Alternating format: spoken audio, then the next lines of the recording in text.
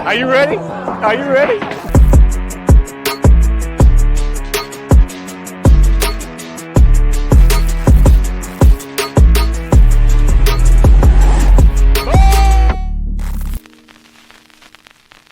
What up, what up, what up? Welcome back to the Bad Podcast. Brad and Dawain in here with my brother Brad. Also with another brother. We're going to get to him in a minute. Brad, what are we talking about today, brother? Hey, we're going to talk about identity. Be a part of your identity, not apart from it. Embrace what shapes you, and you'll never lose yourself. Man, we got a really special guest today. Will, introduce yourself. So my name's Will Carter. I'm originally from England, and I've lived here now for 10 years. I'm the owner of No Limits Fitness, as well as a E2M Premium coach. I am a professional natural bodybuilder, 33 years old, and that's really 33, D. The gist Young of man. it. 33. I'm old. Young buck on the pod. It's funny. You know how it is, though, when you're like 18, you're like, man, 30 is ancient, right? And then you hit 30, and you're like, I'm in the prime. Like I am young and I'm ready. And I'm Wait till you hit 40, man. Honestly, I'm excited for it. Like I tell everyone, I'm excited for it because I feel like you have the wisdom, the knowledge, like you've got yourself far enough in life that you're comfortable-ish, hopefully. And I feel like you don't care about other people's opinions even more. Some people do. Just so you know. Just so you know. But no, before we got started, actually before we brought it on, me and Brad was talking about, your age and what you've done so far. And how we know that story is going to motivate some people. So let's jump into it, man. Just tell us the background of Will Carter outside of the pretty face and the accent. The Thor accent. The accent. Because, they be lighting you up in the group. They're like, I can listen to Will Carter, read the newspaper, So let's give us a little background. I will say it's a cheat code. It's like just be an English man and come to America and doors will open, right? It's like where to start, man. Honestly, it's one of those things in life. I think that you can't connect the dots looking forward, but you can always connect them looking back. And every single event has led you to this point, right? And you don't recognize it in the small moments.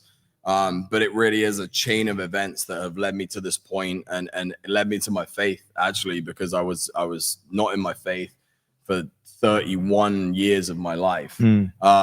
Rejected God completely. But now I look back, I can connect those dots at how God was always like working for me and orchestrating for me, even when it didn't feel like it or bad things were happening. Right. So how I got to America, let's start there. So I went to work on cruise ships when I was 20.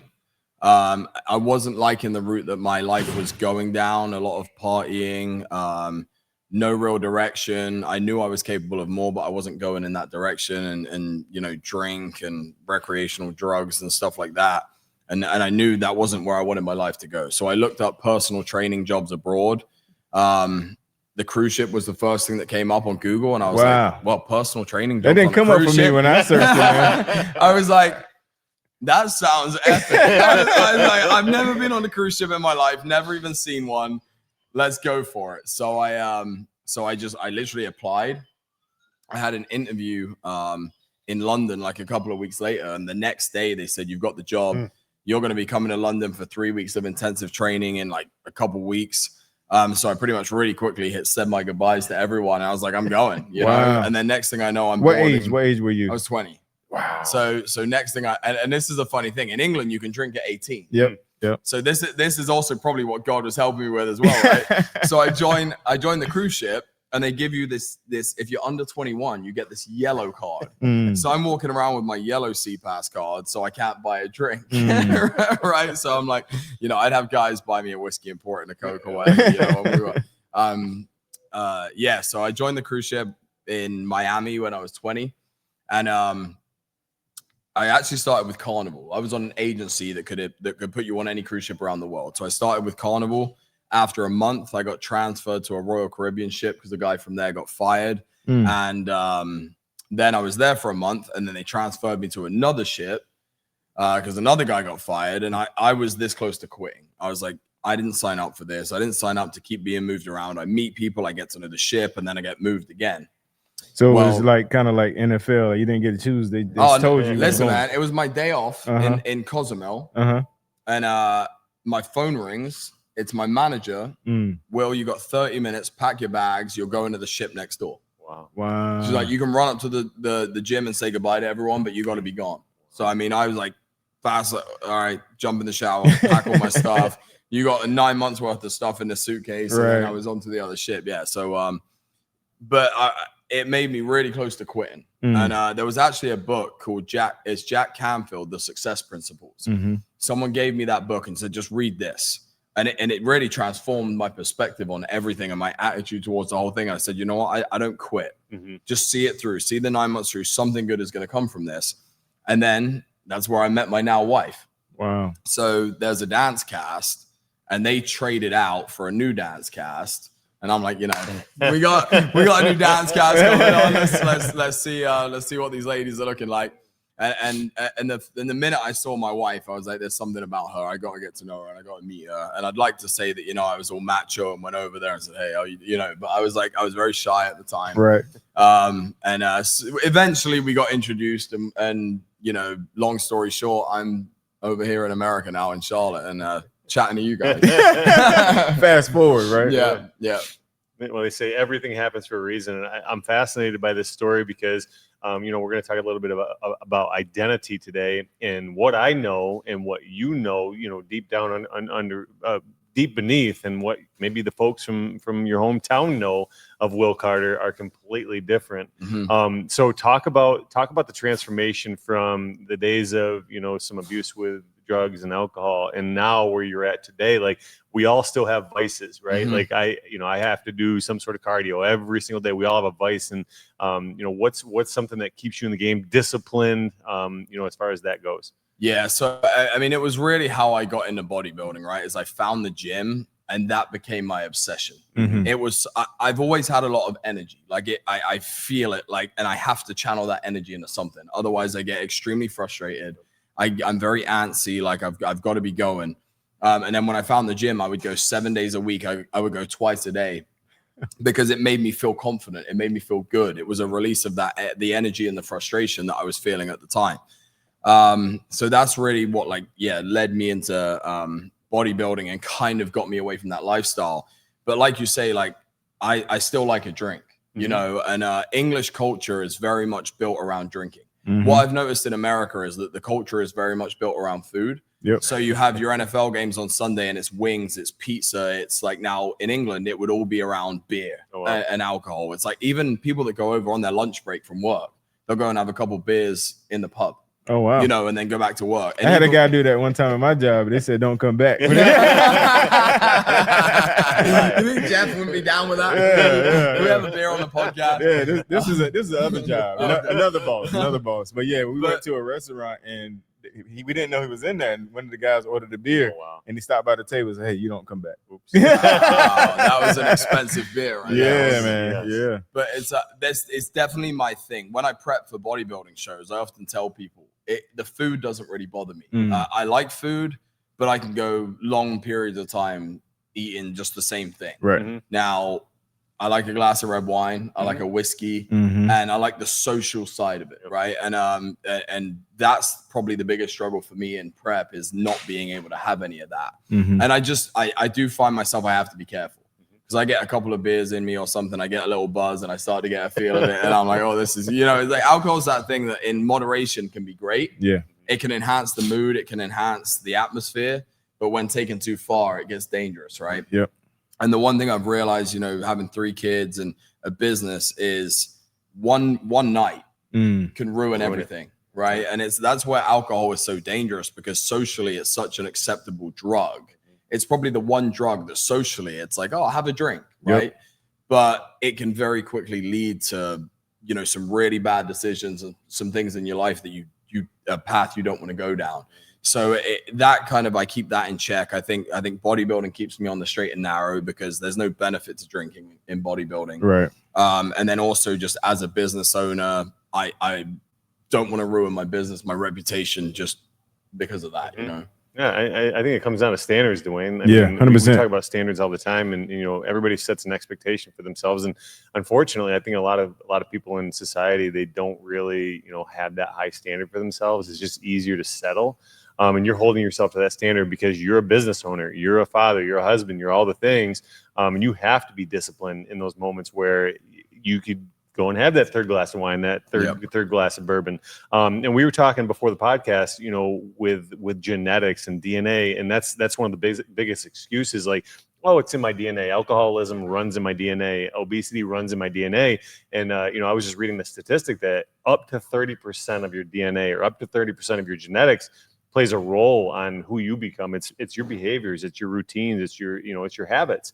And you're prime example. You come from a drinking society, yet you're able to control that. I don't know what your family, I don't know what your history is about, but you know, in my family, not obesity, alcoholism runs in my family. And I experimented when I was in college and did all the things and all that. But again, 30%. So you have a 70% opportunity to say, you know, that's not going to be my identity. Yep. Like, you have choices to make. And I think you know, you're leading that path for those to follow. I mean, you're a gym owner, so you have to be the standard for all these folks that are coming into your facility. Yeah. I think you hit the nail on the head. We all have choices, right? Every single day. And it's, the easy choice is to do what's comfortable and makes you feel good and what your family's always done and what society wants you to do. But on the other hand of that, it's all negative, right? Nothing grows there. And then you have the hard decisions every day that you don't necessarily want to make. But on the flip side of that is the amazing person that you can become, the impact you can have, the lives that you can inspire. And that's the biggest thing for me, right? Is it's not about me. It's about inspiring other people to realize like they're not limited by their genetics, because I was always the smallest kid in school, height wise, size wise. I was in like the bottom 3-5 smallest people. So, you know, now I'm a professional natural bodybuilder, right? And it's taken 15 years of work to get to that point. So you can stand back and you can blame your genetics all you want, but nothing's going to change if you do that. What you have to do with your genetics is take it as far as you can. We can't be Michael Phelps, right? The guy was built in a lab. If you're going to take a swimmer, Michael Phelps is exactly who you would design. Sure. Usain Bolt, you're not going to be LeBron James, right? You would already know if you are, but that doesn't mean you don't work. Right. Oh, I can't be LeBron, so I'm not going to bother playing basketball.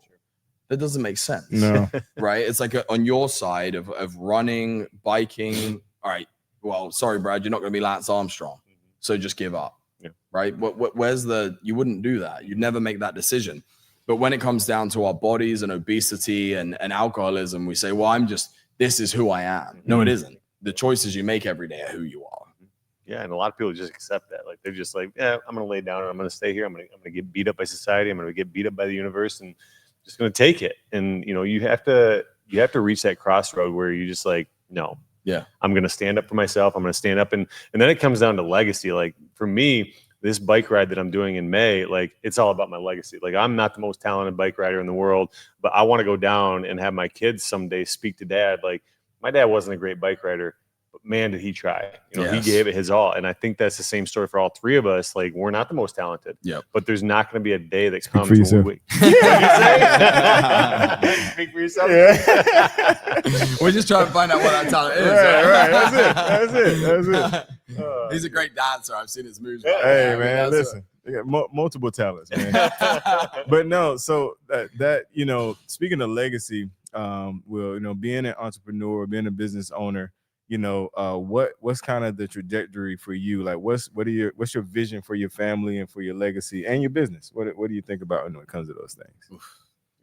I know. I think it's just impact. Like, you know, it's I can't put a number on it. There's no.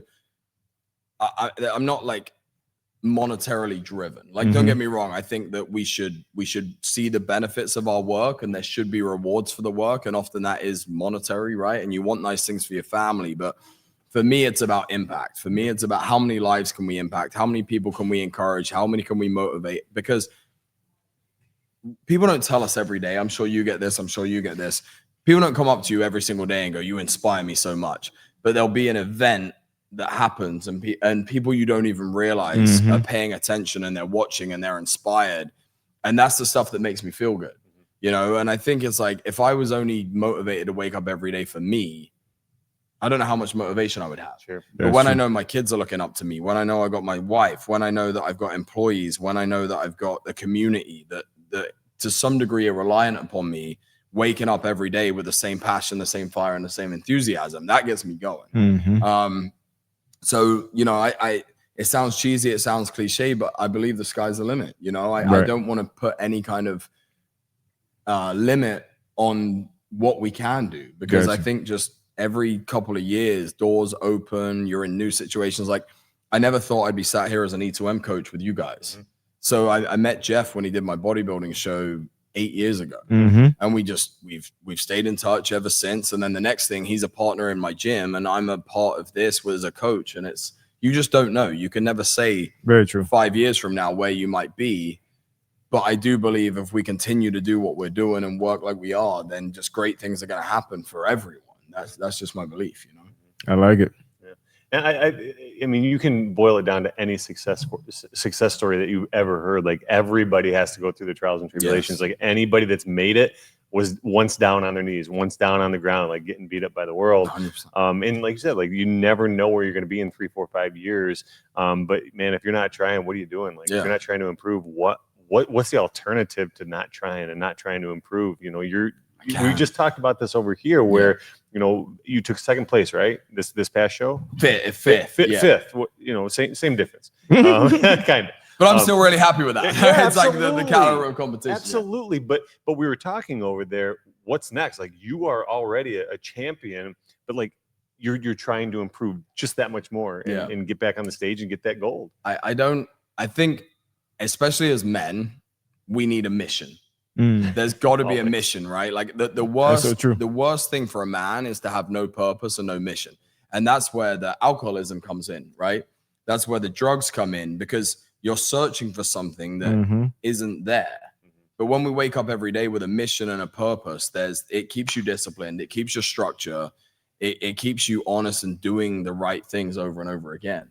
So yeah, I think a mission is fundamental. It's you know, it's that old saying, man, if it feels good right now, it leaves you empty. But you know, if you're doing something that's really hard, you know, it's really hard to see the long game and things. But if you have that vision, Dawain and I talk about vision all the time. If you can maintain that vision of whatever you want in your life, and I've talked about it with him. You know, I'm doing a 1,200-mile bike ride. I can already see the folks at the finish line. I have that vision so deeply ingrained in me, where like when I get up in the morning, like the last thing I want to do is ride 100 miles, 120 miles. Like, that's the last thing I want to do. But then I remember, okay, my kids are going to be at that finish line. My wife's going to be at that finish line. I'm going to have some friends and other family that are going to be at that finish line. And if you can really burn that image into your mind, you know, it keeps you kind of disciplined and on the straight and narrow. I think there's that picture, right, of I think it's a basketball player where they're shooting a 3-pointer with the whole crowd, and it's champions aren't made here, champions are made here, and it's an empty stadium, just them by themselves, sweat equity, doing the work. And I think everybody wants the end. Oh yeah. But they don't want the process. And what people don't realize is the process is what makes you. Like every single person that's won at something, is successful in life, has accomplished a hard endeavor. It's not about the end endeavor. It's about who they're becoming through the process. Yeah. You know, it's like when people win the lottery and then they just blow it all. They haven't earned it. They haven't done any work. They haven't changed as a person. They've just been handed everything. And it builds no character, builds no discipline. And I think, yeah, like Jocko Willink says, discipline equals freedom, right? It's what true freedom is discipline. Yeah. I think if I win, though, I would be disciplined with it. You know. All right, what's the first thing you're buying? What's the first thing you're buying if you win the lottery? Oh no, man! I'm getting a lawyer first, man. I'm getting a lawyer, getting an accountant. I you think pick I up do that good. check with a mask on, right? Yeah, no one's gonna know, but they'll be signed. Of course, there will be signs. I still show up here and everything, man. Everything. I'd be a silent partner of E2M Premium. Yes, but no, man, that's really cool, man. You know, one of my favorite commercials is the Michael Jordan commercial where it says, you know, maybe I made it look too easy, you know, and he's going through, he's like, maybe, you know, the 6 championships look too easy. Maybe the defensive player of the year looked too easy. And you just think you just wake up and do it. And he talk about, like, you don't see all the shots. You don't see all the weight training and all that, man. That's one of my favorite commercials, man, because like you mentioned, Will, a lot of people don't see that side. and then all they aspire to is the ending, you know, and that in itself frustrates you. If you don't know about the work, or if you know not ready for the work, you're gonna tap out, man. You know. So what would be your advice, man, to somebody that, you know, sees an entrepreneur, sees a natural bodybuilder, you know, father? What would be your advice to that, you know, 19-year-old might be watching this podcast, man? You know, especially because, you know, there's a lot of steps to get here. What would be your advice to that person? It's perfect timing, actually, because I posted this on my Instagram story last night. Just had a random thought, and it was like, it's all about persistence. And success in life is basically the ability to show up every single day with the same level of enthusiasm, no matter what. You could have had, one thing I noticed with entrepreneurs is, because I have a few clients that they've been very successful entrepreneurs, and they'll tell me, like, I'm dealing with a level of stress every day that nobody would understand, and they don't know. They don't, because they're not going to go and share it, because what's anyone going to say? They're not going to feel sympathy for them, because they're going to say, well, you're loaded, you're the boss. You can't have stress, or like, whatever, because money must take away stress, right? Right. But it truly is just the ability to show up every single day with the same level of enthusiasm. And that whether you're going through hard times, whether you're going through good times. And everyone says, you know, losses will shape you more than wins, because when you win, you don't really learn anything. But every time you lose, you do. So understand that your failures, and you're going to fail. You're going to fail more than you're going to succeed. But this is the ability after those failures to just get back up and say, we're going again, and we're going again. And you can't beat the guy that doesn't quit. That's right. You know, it's like, I remember playing soccer, and it was like, I'd play center midfield growing up. It's actually football, but I'll call it soccer for the, and you'd have that guy that wouldn't leave you alone. Like, I mean, they're following you all around the pitch, and you're like, dude, give it a rest. like go mark someone else. And it was annoying, but it's like, I had so much respect for him, because they may not be the most gifted player, but they just wouldn't let you breathe for a minute. And I think that's just key in life, is like, whatever you're going through, just keep showing up. And your 100% looks different on every single day, right? That's so like, true. It may not be your best. And you know this, guys, as you work out, not every bike ride is the best bike ride you've ever had. Most of them probably suck. So if you take 10 workouts, you might have 2 exceptional workouts. You're going to have 4 or 5 good workouts, and then you're going to have 2 or 3 that suck. But guess what? They all count. They're all stacking bricks. So I think that's one of my favorite sayings, is brick by brick. It's one day at a time, and just check your boxes. From the grandson of a brick mason, all bricks look different. There you go. But they all count. They all count. They all build a house, but they all look different. That is, I know that for sure. I think that's fire, man. I got nothing to follow on that. I love it. I love it. All right, man. So we'll as we close out, this airs on a Monday. Somebody from England might be watching, man. You got a show coming up over there. Tell us what you got going on, and also where they can find you, and then we'll close it out. Awesome. Yeah. So I'm a promoter in the OCB. So I have a show here in Charlotte, and this in 2 weeks, just under 3 weeks, October 18th, we're having the first ever OCB European show, taking it back to England. And I'm actually really fascinated, because all of our staff is coming from America. Oh, nice. So I'm very curious to see the response that they get from the Brits. You know, it's going to be interesting. But yeah, we're really excited about that, to be taking it back to the UK, and continue to grow that over the years, and really build a reputation with the OCB over there. But yeah, you can find me on Instagram at Will Carter NLF.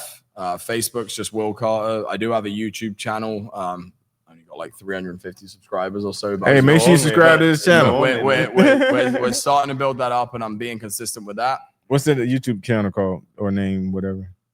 I think that's why. That's why I don't have to. I don't know. I guess there's probably a lot of Will Carters out there, right? So I don't know. I'll look it up, and I'll let you guys know. Okay, we'll put it in the show notes. In the show, we'll put it in the show notes. Yeah, I appreciate you guys having me on. This was awesome. Yeah, good stuff. All right, Brad, end it, brother. Hey, I just want to know, if you had one superpower, what would it be? Oh man, oof. I think it would have to be to fly. I think flying would be super cool. Yeah. I can fly. Hey, that's it, baby.